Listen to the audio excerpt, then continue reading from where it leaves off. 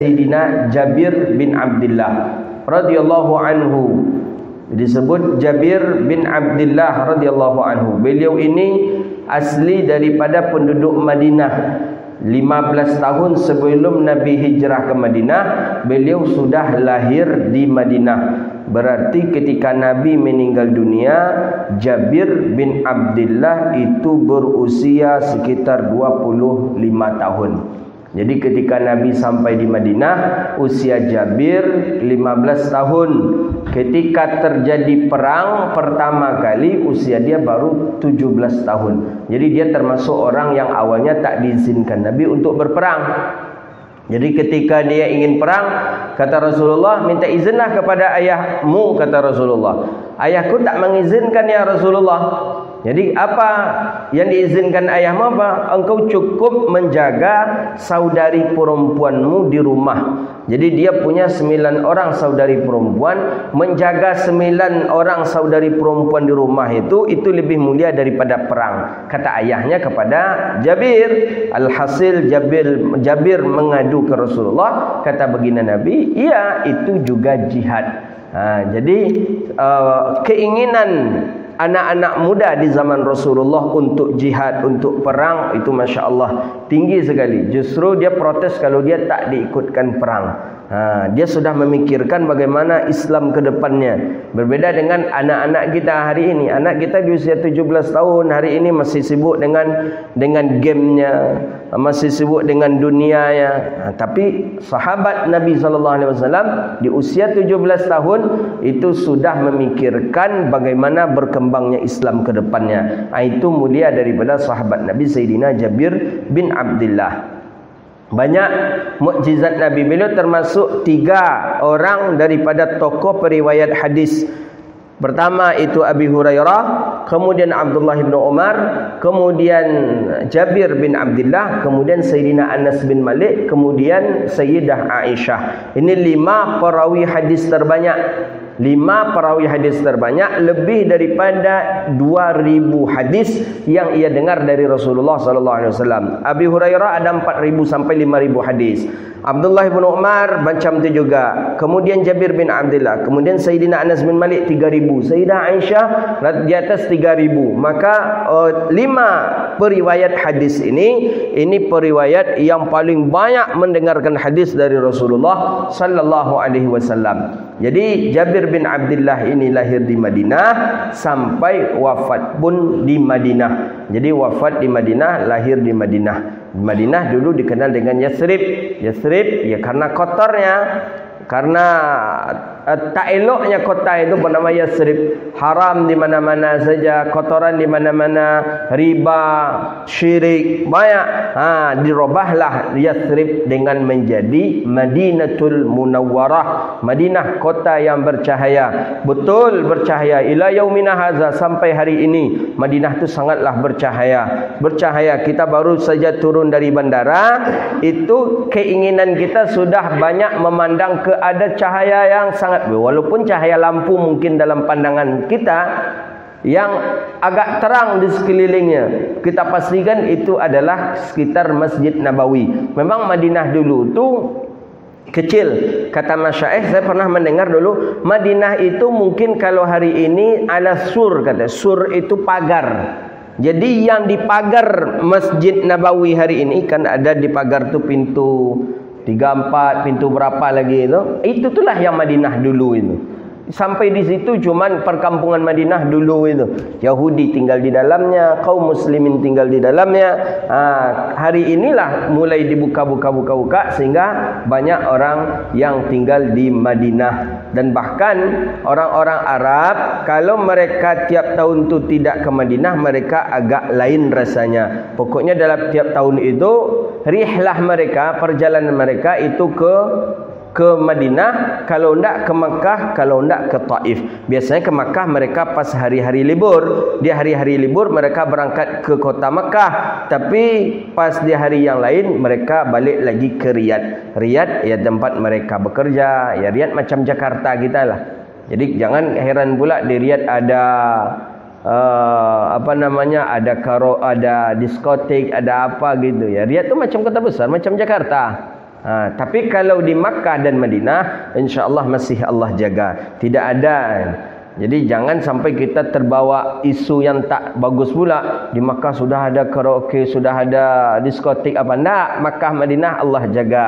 Ya, tapi kalau mulai dari ke Jeddahnya, mungkin ke Riyadhnya, tu sudah kota-kota besar, jadi jangan kita heran. Di Samosir Arab ke Jawanya sama manusia aja. Manusia yuhibbus syahwat. Manusia tu mencintai syahwat, sama dengan kita. Jangan kita, maka mereka buat konser, ya, tapi jangan dianggap konser tu di Makkah. Enggak, kita jangan sampai melecehkan Makkah pula kita. Konser tu bukan di Makkah. Konser tu di luar daripada tanah haram. Ya, kebijakan daripada pemerintah mereka lah. Itu salah satu penyebab karena mereka terlampau dikekang. Jadi aturan negara tu kalau terlampau dikekang, ya, masyarakat pun kadang juga agak gimana, bosan atau macam mana. Di Saudi dulu tak boleh perempuan mengendarai mobil, kendaraan tak boleh. Dulu saya masih ingat, dulu itu tak ada kita tengok perempuan yang mengendarai mobil. Hari ini perempuan sudah diizinkan mengendarai mobil di Saudi. Di Saudi sudah diizinkan perempuan mengendarai mobil. Beda dengan Mesir. Mesir dari dulu memang perempuan sudah mengendarai mobil macam di Indonesia. Kadang sopir tramco kalau kami bilang, seperti sopirnya kendaraan yang ke Pelalawan, ke Rahul itu, spare ban apa? Trapel, kalau kami bilang spare ban itu. Yang putih itu tramco, kalau orang Arab bilang tramco, kalau kami Mesir tramco. Itu ada sopirnya perempuan, baga dia perempuan. Ya, kadang sambil nyetir tu merokok mereka. Jadi sama seperti di kita, perempuan nyetir merokok. Di Saudi dulu tu tak boleh, perempuan tak boleh mengendarai mobil. Bahkan sudah dikeluarkan fatwa dulu oleh muftinya, haram. Hari ini bagaimana? Dibolehkan oleh negaranya, dibiarkan oleh negaranya, karena hak daripada laki-laki dan perempuan untuk mendapatkan sebuah pekerjaan untuk melangsungkan kehidupannya itu sama, tak boleh dibedakan. Bagaimana laki-laki mencari harta dengan cara menyetir sopir boleh menerima gaji, seperti itu juga lah perempuan dengan menyetir boleh juga mereka menerima gaji. Itu yang difatwakan oleh Syekh Yusuf Al-Qardawi. Maka orang-orang Saudi, ulama-ulama salafi lah kebanyakan, itu marah betul kepada Syekh Yusuf Qardawi. Karena Syekh Yusuf Qardawi ini agak wasi'ah. Pemikiran beliau luar biasa, lapang. Ya, walaupun dalam satu sisi beliau memang agak agak pergerakan begitu, tapi kalau dalam masalah fikih, usul fikih, apalagi dalam masalah zakat dan lain sebagainya, beliau agak lapang pemahaman beliau. Maka ada yang mengatakan karena beliau itu mazhabnya Hanafi. Apalagi perempuan tak boleh bekerja, tak boleh. Di Saudi perempuan tak boleh bekerja. Tahun-tahun ini, 2 tahun yang lalu kalau tak salah saya, awal mula Covid saya ke Saudi, itu perempuan-perempuan sudah mulai bekerja. Hari ini kalau kita datang ke Saudi, itu resepsionis sekarang yang melayani kita sudah perempuan. Ya, walaupun pakai cadar, ya, alal akal mereka perempuan lah begitu. Dia yang melayani kita. Mau kamar berapa, nomor berapa, ya, nak charter yang nak pakai kamar yang mana, nak deluxe kah, nak VIP kah, nak biasa kah, itu sudah perempuan. Dulu laki-laki semua kita tengok, sekarang sudah perempuan. Makanya itulah kata anak raja, kita akan mengembalikan Arab yang lama, Arab yang sesungguhnya, peradaban Arab itu. Jadi peradaban Arab itu kalau nak dia kembalikan, memang dah habislah masa-masanya Wahabi itu. Jadi memang kalau sekarang kita lihat, Islam lahir di Arab, itu yang tertinggal hari ini cuma 2 saja, Ka'batullah Syarifah dengan makam Nabi. Itu saja yang tertinggal. Tak ada lagi. Rumah Nabi di Madinah mana, rumah sahabat Sayyidina Utsman mana, rumahnya Abu Bakar mana, rumah tempat Nabi menginap pertama kali, rumahnya sahabat Nabi yang bernama Aba Ayyub Al-Ansari mana, habis. Dulu itu dijaga, Pak. Dulu dijaga. Bahkan kata para masyaikh kami, tahun-tahun 40-an, 50-an kalau ke Mekah, masih berjumpa kita tempat-tempat bersejarah itu. Nah, ni rumah Aba Ayyub Al-Ansari, di sinilah Nabi pertama kali dulu datang. Di sinilah Nabi menginap pertama kali di Madinah. Inilah perbatasan Madinah dulu, awal pintu masuk Madinah. Di sinilah Nabi disambut oleh anak-anak dengan orang-orang dewasa, orang-orang penduduk Madinah. Dulu tahu kita. Dan bahkan sampai tahun 70-an, kalau tak salah tahun 70-an, ada mengatakan tahun 70-an. Itu di Ma'la itu, Ma'la itu tempat pemakamannya isteri Rasulullah Sayyidatuna Khadijah. Sayyidatuna Khadijah itu masih dibuat gubahnya itu. Masih ada gubahnya. Seperti kubah daripada makamnya Rasulullah sallallahu alaihi wasallam. Lahir Wahabi didatarkan, dihancurkan karena seolah-olah mengkhususkan kuburan, kata dia. Padahal bukan, karena ingin memberitahu kepada orang ramai itu makam istri Rasulullah sallallahu alaihi wasallam. Sekarang didatarkan. Tapi alhamdulillah juga lah tidak mereka samakan dengan makam yang lain, agak dibedakan juga, walaupun batu yang mereka ungguk, ada batu nampak apa ibu atau pondasi. Kalau pergi ke Ma'la atau masuk kalau masuk ke Madinah Baqi', itu ada pondasi tu. Berarti itu makamnya sahabat Nabi lah itu. Bukan makam orang sembarangan itu. Kalau yang biasa-biasa saja itu makamnya orang-orang awam gitu. Begitu. Jadi dibalikkan peradaban itu kembali, insya-Allah. Dan itu sangat menjadi nilai positif untuk kita, sehingga rasa mahabbah kita timbul balik, rasa sayang kita, rasa cinta kita. Ya, Nabi kita hidup di Makkah Madinah saja. Nabi di Makkah, Madinah, Makkah, Madinah, Makkah, Madinah. Ya pastilah daripada sekian banyak perjalanan Nabi Makkah, Madinah, itu banyak yang dilakukan oleh Rasulullah dan bahkan tempat singgahnya Nabi sallallahu alaihi wasallam. Mana rumahnya orang-orang yang berdialog di rumah itu, mereka akan membunuh Rasulullah. Dulu masih dijaga ini. Sekarang untung katanya itu rumah kelahirannya Rasulullah, yang ada itu Maktab Makkah itu. Itu tempat kelahirannya Rasulullah. Itu pun akan digusur dulunya.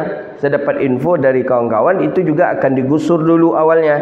Tapi ketika nak dihancurkan, alat tak mampu untuk menghancurkan. Katanya seperti itu. Jadi dipaksa juga, alat tak menghancurkan. Jadi kata raja biarkan saja, jangan dihancurkan. Kan itu cuma bangunan kecil lagi di tengah-tengah. Sekarang sudah letaknya di tengah Masjidil Haram jadinya.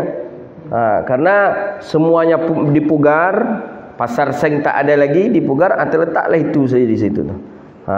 Itu tempat kelahirannya Sayyidina Rasulullah sallallahu alaihi wasallam. Jadi Jabir bin Abdullah lahir di Madinah, kemudian wafat di Madinah. Beliau orang yang paling banyak melihat mukjizat Nabi sallallahu alaihi wasallam. Sampai Nabi ketika beliau ikut gotong royong perang Khandaq. Perang Khandaq itu menggali parit. Jadi digali parit digali, kemudian musuh kan tak nampak, itu ada parit di depan. Laju musuh tadi, dengan kudanya, sekali masuk ke bawah. Maka perang Khandaq salah satu tujuannya untuk itu. Ya, tidak dapat musuh masuk ke tempat kita dengan digalinya parit. Biasanya perusahaan-perusahaan menggali parit juga, cuman biasanya untuk gajah jangan masuk. Maka menamulah parit gajah namanya. Jadi kalau gajah lah masuk tu, gajah tak bisa keluar, mati saja gajah di dalamnya lagi. Macam tu juga lah. Jadi perusahaan itu pakai cara perang Khandaq juga yang dia buat nampaknya untuk menyelamatkan sawit ni. Jadi digali keliling 1000 hektar, digalilah keliling pakai eskapator 1000 hektar. Gajah tak bisa masuk. Macam tu dulu perang Khandaq, digali sehingga musuh tak bisa menyeberang masuk ke Madinah. Mana yang tak tahu itu itu parit, ya masuk mereka mati. Jadi sahabat Nabi SAW, bayangkan yang digali itu bukan tanah, yang digali itu gunung batu. Ya Allah ya Karim, gunung batu. Itulah yang digali tau. Berapa hendaknya kekuatannya para sahabat, berapa hendaknya kesabarannya para sahabat. Termasuk yang menggali itu juga ada Rasulullah sallallahu alaihi wasallam. Jadi Nabi ketika itu pas sudah lama tak makan. Nabi pernah tak makan 2 hari, 3 hari pernah Nabi tak makan. Itu disebutkan dalam riwayat hadis. Wa wada'al hajara, dalam rawi berjanji ada itu. Wa wada'al hajara minal ju'i wa qad utiya mafatihal khaza'inil ardiyah. wa wada'al hajara minal ju'i wa qad utiya mafatihal khazainil ardiyah. Nabi ketika Nabi lapar, Nabi ikatkan batu di perut Nabi. Perut Nabi batu, itu tanda Nabi lapar. Kalau ada benjolan di perut Rasulullah itu tanda Nabi lapar. Tanda Nabi sudah tidak makan beberapa hari, 2 hari, sudah 3 hari. Jabir bin Abdullah tahu. Yang memang yang akan dimakan itu tak ada, yang akan dimakan itu yang tak ada. Itu maka Rasulullah sallallahu alaihi wasallam menahan. Jadi Sayyidina Jabir bin Abdullah balik pulang, sampaikan ke isteri, ada tak yang akan dimakan? Ada tak yang akan bisa kita masak hari ini? Kata Jabir kepada sang isteri. Dia tak ada dobang, kata sang isteri, illa kecuali ada 1 ekor kambing. Kambing itu kambing kecil. Dia mengatakan kambing gadis, anak kambing yang kecil ada di kandang. Kemudian segenggam gandum. Kata Jabir bin Abdullah kepada istrinya, udah kita sembelih saja ini, kita sembelih ini dan kita masak. Kita ajak Rasulullah sallallahu alaihi wasallam datang ke rumah. Jadi dimasaklah makanan tadi, kambing tadi, ya porsi namanya kambing kecil untuk 4-5 orang lah, begitu dia disampaikan ke Rasulullah sallallahu alaihi wasallam. Jadi kata Jabir bin Abdullah ke Rasulullah, ya Rasulullah, nanti dari sini kita langsung ke rumah saya ya Rasulullah, kita makan di rumah saya ya Rasulullah. Jadi baik, kata Rasulullah sallallahu alaihi wasallam. Kemudian Nabi umumkan kepada sahabat. Kata Nabi, sahabat yang hadir, kata Rasulullah, ada sekitar 76 orang yang hadir kalau tak salah. Kita nanti diundang oleh Jabir datang ke rumahnya untuk makan siang. Jadi undangan tadi 76 orang, sedangkan porsi untuk 5 orang. Jadi di situ rusuhnya Jabir. Nampak mukjizatnya Nabi oleh Jabir bin Abdullah. Jadi kata Nabi, jadi risau, kata Rasulullah, biarkan saja tungku tadi, biarkan saja periuk tadi di atas tungkunya jangan diangkat. Jadi Nabi sampai Nabi kacau macam tu. Kemudian kata Nabi, waqsim lahum, bagikan kepada mereka. Dalam riwayat hadis, setiap yang mencicipi, setiap yang ikut makannya merasa kenyang keseluruhannya. Itu mukjizat Nabi sallallahu alaihi wasallam. Itu mukjizat Nabi. Sama dengan mukjizat Nabi dalam hadis sahih Bukhari juga itu. Sayyidina Abi Hurairah yang lapar, yang belum makan, Nabi punya susu, kata Nabi, imbau kawan kalian yang di sufah tu, kata Nabi, suruh dia minum, berganti-gantian minum. Abi Hurairah la comel, kau nak dapat kerana susu tu semangkuknya. Sedangkan orang ada sekitar 84 orang. Aku takkan dapat ini, kata, semangkuk. Tapi tak berkurang-kurang, sampai jatah Abi Hurairah. Zid, kata Rasulullah, tambah minum, ditambah minum, tambahnya minum lagi. Padahal kalau dalam logikanya dah habis dah. Semangkuk dia. Itu mukjizat Nabi sallallahu alaihi wasallam. Bertambah terus. Tu. Jadi sering kejadian seperti itu yang dialami oleh para sahabat. Di antaranya Jabir bin Abdullah. Bagikan ke mereka, dibagikan, makan. Itu mukjizat namanya. Kita jangan cuba-cuba lah macam tu lagi. Takkan buat malu gitu. Buat je lah 20 porsi. Bisa jadi 60 begitu. Macam mana cara nak jadi 60 itu? Tak bisa ambil malu kita nanti. Dalil hadis itulah yang menjelaskan boleh kita mengajak, tidak boleh kita mengajak orang datang ke undangan kalau orang itu tak diundang. Maksudnya kita yang diundang. Wak ajak pula kawan awak, lah pergi berolek wak tampik sianu, kata kita. Itu tak boleh. Illa Rasulullah. Yang boleh itu cuma Rasulullah sallallahu alaihi wasallam. Itu dijelaskan betul dalam syarah Bulughul Maram min Adillatil Ahkam. Dalam hadis itu yang boleh mengajak orang lain datang ke pesta atau ke walimah itu cuma Rasulullah. Orang lain tak boleh. Kita tak boleh ngajak. Awak diundang orang, awak ajak pula kawan kita, tak boleh. Tapi kalau Nabi boleh. Itu dia bedanya. Kalau Nabi boleh, kalau kita tak. Kalau kita saja yang diundang, ya berarti kita saja yang pergi. Kalau diundang kita dengan keluarga, ya berarti kita keluarga, pembantu tak bisa dibawa tu dah. Ke dibawa pembantu, dibawa pula mintuo, dibawa pula anak yang diundang awak seorang ya. Jadi tak boleh. Jadi sudah ada aturannya dalam Islam. Yang baginda Nabi sallallahu alaihi wasallam boleh, baginda Nabi boleh. Kalau kita tak boleh. Jadi jangan buat pula lah. Ikut kadang yang diundang seorangnya. Bekau datang pak ya, bekau apa. Jelas. Rupa di situ sadanya. mintunya buat dia anaknya dia buat mereka, isi amplop 50,000. Zalim kita namanya. Qala, jadi Jabir bin Abdullah radhiyallahu anhu. Sayyidina Jabir bin Abdullah